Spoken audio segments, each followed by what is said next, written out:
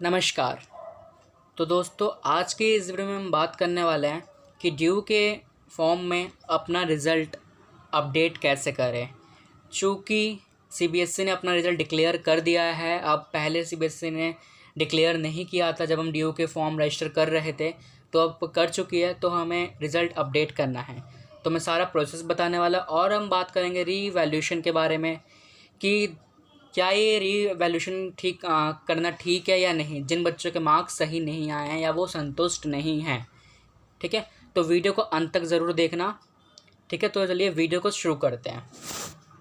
तो दोस्तों, सबसे पहले आपको दिख रहा है माई एप्लीकेशन और सेकंड ऑप्शन है अपडेट एकेडमिक सेक्शन।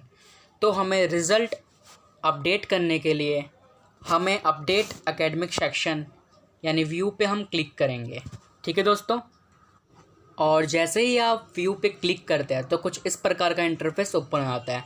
आपको कॉर्नर में एक अपडेट का ऑप्शन दिख रहा होगा, तो आप उस पर क्लिक कर दीजिए। अब जैसे ही आप अपडेट पे क्लिक करते हैं तो कुछ इस प्रकार का इंटरफेस ओपन हो जाएगा।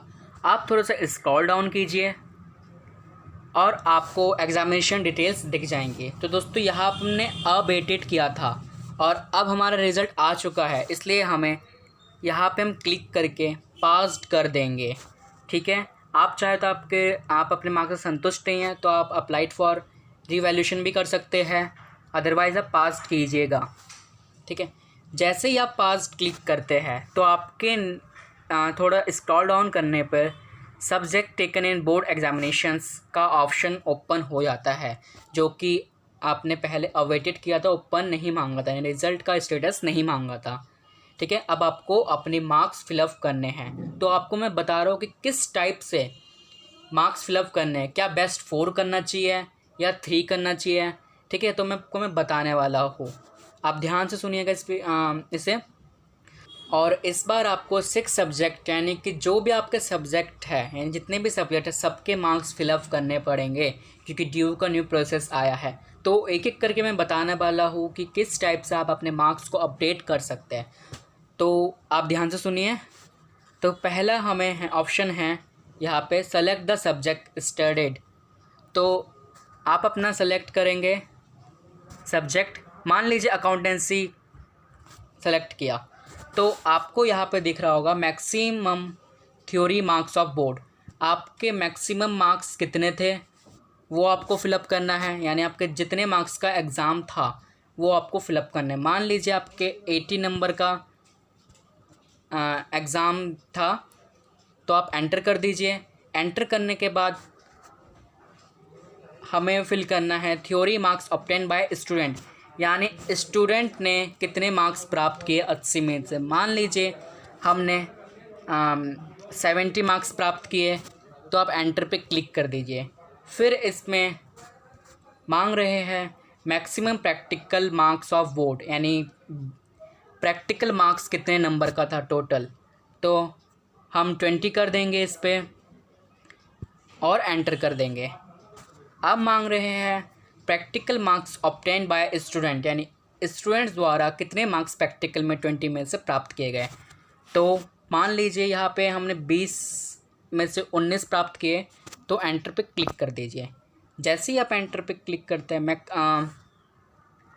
एंटर पे क्लिक करते हैं तो आपके ऑटोमेटिकली आपके अंक बता दिए जाएंगे, यानी 100 में से आपके 89 मार्क्स बन रहे हैं।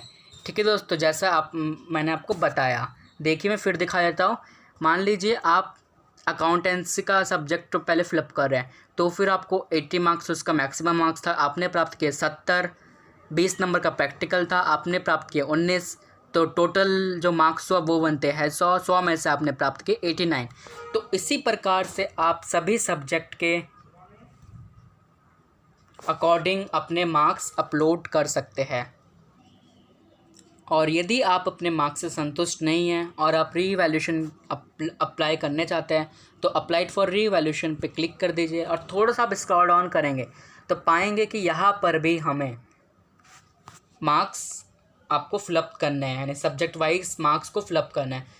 तो दोस्तों, जैसे कि आप अभी आपने रीवैल्यूएशन पे अप्लाई कर दिया, तो आपके मार्क्स तो जो CBSE ने दिए इस बार, पहले जो मैंने अब जो आपके दिए मार्क्स वो तो आप फिलअप करेंगे, लेकिन अगर DU की कट ऑफ आने तक अगर आपके मार्क्स आ जाते हैं दोबारा से, यानी आप एग्ज़ाम्स वगैरह दे मतलब रीचेकिंग वगैरह होके सब कुछ होके जब आपके न्यू मार्क्स आ जाते हैं तो फिर आप उस मार्क्स के अकॉर्डिंग आप DU में एडमिशन ले सकते हैं। नहीं तो आपके पुराने वाले जो मार्क्स थे उसी के बेसिस पे आपको कॉलेज मिलेगा।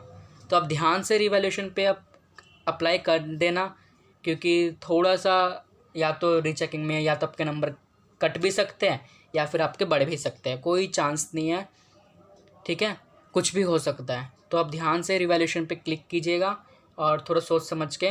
बाकी आपको वीडियो पसंद आए तो इस वीडियो को लाइक कर देना, अपने दोस्तों के संग शेयर ज़रूर कर देना, स्कूल ग्रुप्स वगैरह में सब जगह पे शेयर कर देना इस वीडियो को, और कमेंट करके बताना कि कौन सा पॉइंट जो मैंने वीडियो बताया इसमें समझ में नहीं आया, आप मेरे से पूछ सकते हैं। और अगर अदर क्वेरीज है तो मेरे को इंस्टाग्राम पे फॉलो कर आप मेरे से पूछ सकते हैं, मैंने इंस्टाग्राम का लिंक डिस्क्रिप्शन में दे दिया है। बाकी मैं इस टाइप की वीडियोस लाते रहता हूँ और एजुकेशनल वीडियोस भी लाते रहता हूँ, तो आप इस चैनल को अवश्य सब्सक्राइब कर लीजिएगा। और बाकी तो DU की बहुत सारी अभी प्रेस रिलीज़ होंगी, अपडेट्स आएंगी, तो मैं आपको जल्द से जल्द बता दूंगा। ठीक है दोस्तों, मैं इसी के संग आपसे विदा लेता हूँ। जय हिंद, जय भारत, वंदे मातरम, गुड बाय।